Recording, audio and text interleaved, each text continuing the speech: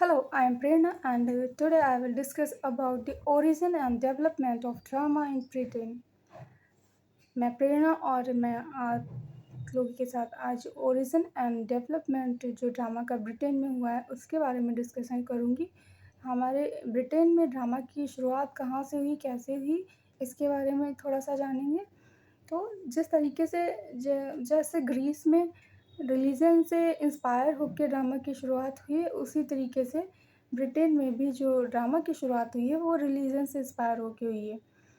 क्योंकि जब advent of Christian religion वहाँ पर हुआ तो जो क्रिश्चियन मिशनरीज़ थी, उन्होंने अपने क्रिश्चियन रिलीजन को प्रमोट करने के लिए बहुत जो एक पोर्टेबल प्लेटफ़ॉर्म होता था, जिसको पजियंट बोलते थे, उस पे प्ले होते थे और उसमें जो प्ले होते थे वो रिलीजियस होते थे। उसमें ये दिखाया जाता था कि किस तरीके से जीसस क्राइस्ट ने अपनी लाइफ़ में क्या-क्या किया, क्या चमत्कार दिखाए या उन्होंने लोगों के भलाई के लिए क्या-क्या कष्ट सहे।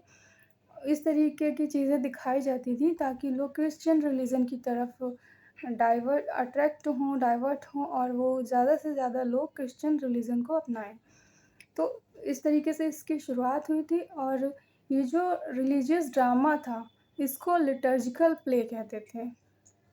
और जो जो पजियंट भी मैंने बताया एक मूवेबल प्लेटफ़ॉर्म होता था, तो इसको आप इस तरीके से समझ सकते हैं, जैसे सावन का महीना चल रहा है, लोग काँवड़ यात्रा ले जाते हैं, कुछ ट्रैक्टर, ट्रॉली होती है, उसपे पार्वती और शंकर भगवान बना के वो डांस करते हुए जा रहे हैं या फिर वो उनके कुछ चमत्कार, कुछ स्टोरी दिखाते हुए जा रहे हैं, परफ़ॉर्म करते हुए जा रहे हैं, तो इसी टाइप का मूवेबल प्लेटफ़ॉर्म होता था, उसको पजलन बोलते थे।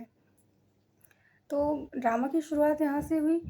अब जो हमारा ये रिलीजियस प्ले था या ट्रेडिशनल प्ले था, इसको 2 पार्ट में डिवाइड कर लिया गया। तो इसका एक पार्ट है मिस्ट्री प्ले। मिस्ट्री प्ले में जो जीसस क्राइस्ट थे, उन्होंने अपनी लाइफ़ में क्या-क्या किया, लोगों के लिए क्या इवेंट उनकी लाइफ़ में रहे हैं, जिसकी वजह से उनको एकदम गॉड बना दिया गया। मतलब वो हर तरीके से ये दिखाते थे कि जो जीसस क्राइस्ट थे, वो कोई ह्यूमन बीइंग नहीं थे, वो रियल गॉड ही थे, इन्कार्नेशन ऑफ गॉड थे। तो वो उसमें मिस्ट्री प्लेज़ में दिखाते थे और उसके बाद जो दूसरा इसका पार्ट था या दूसरा फ़ेज़ था वो था मिरेकल प्ले। तो जो मिरेकल प्ले होता था उसमें जो क्रिश्चियन सेंट्स थे, उनके मिरेकल्स के बारे में दिखाया जाता था या वो बाइबल में लिखे हुए सरमन्स को बोलते थे। वो सारी चीज़ें मिरेकल प्लेज़ में दिखाई जाती थीं। तो ये 2 पार्ट हो गए मिस्ट्री एंड मिरेकल। उसके बाद जो हमारा मिरेकल प्ले था, इसके कुछ सब पार्ट या सब कैटेगरी आगे आती चली गई। लगभग ये जो लिटर्जिकल प्ले का जो ड्रामा का जो टाइम पीरियड रहा है वो 1100 एडी से 1400 एडी तक माना गया है। लेकिन 1400 एडी में आने के बाद लोगों का इंटरेस्ट इधर से थोड़ा कम होने लगा। उसका एक रीज़न ये था कि ये जो लिटर्जिकल प्ले होते थे, ये लैटिन में परफ़ॉर्म होते थे। जैसे हमारे भारत में जो देववाणी है वो संस्कृत है। इसी तरीके से वहाँ पर जो लैटिन थी वो रिलीजियस लैंग्वेज रह गई थी। उसको कॉमनली लोग नहीं बोलते थे।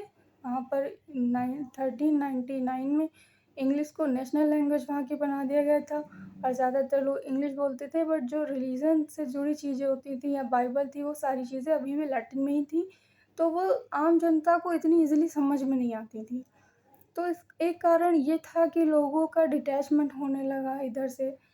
दूसरा इसका रीज़न था कि जो चर्च से जुड़े लोग होते थे, जो क्रिश्चियन मिशनरीज़ से जुड़े लोग होते थे, लिटर्जिकल प्ले वही परफ़ॉर्म करते थे, इसमें वही पार्टिसिपेट करते थे। जो नॉर्मल लोग थे, उनका जनता का इससे कोई लेना-देना नहीं रहता था। उनका इसमें कोई रोल नहीं होता था, कोई पार्टिसिपेशन नहीं होता था।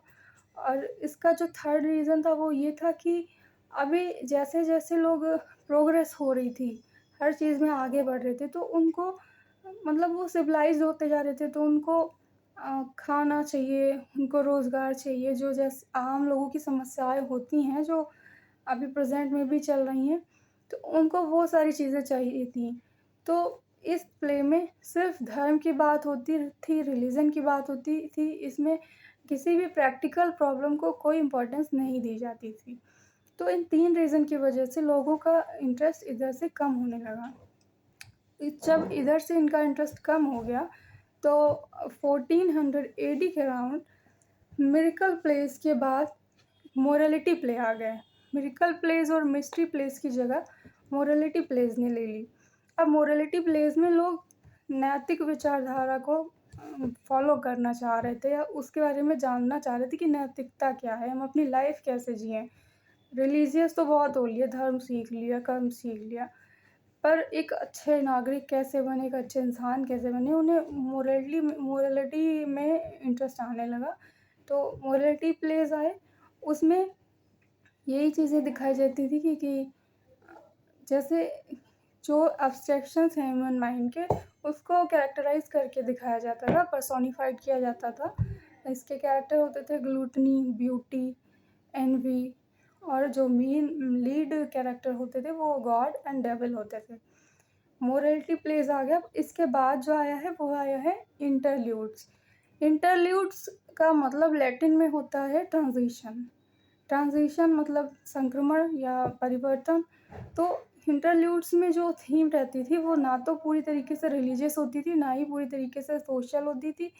वो एक टाइप का मिक्सअप होता था। इसमें किंग्स, मोनार्क्स, क्वीन, इन लोगों को डायरेक्टली स्टेज पे परफॉर्म करते हुए दिखाया जाता था, और ये इस तरीके का इंटरल्यूड्स होते थे। उसके बाद इंटरल्यूड्स के बाद हमारी रेगुलर ड्रामास की स्टार्टिंग हो गई। जो शेक्सपियर के टाइम में लिखे गए वो सारे स्टार्ट हो गए, और रेगुलर ड्रामा में आगे चल के हमारे ट्रेजेडी और कॉमेडी जो मेन इसकी फॉर्म है वो हमें देखने को मिली। तो इस तरीके से जो ब्रिटेन में ड्रामा का ओरिजिन और डेवलपमेंट हुआ। और अगर आपको ये कंटेंट अच्छा लगा हो तो do like and share and subscribe, and thanks for watching.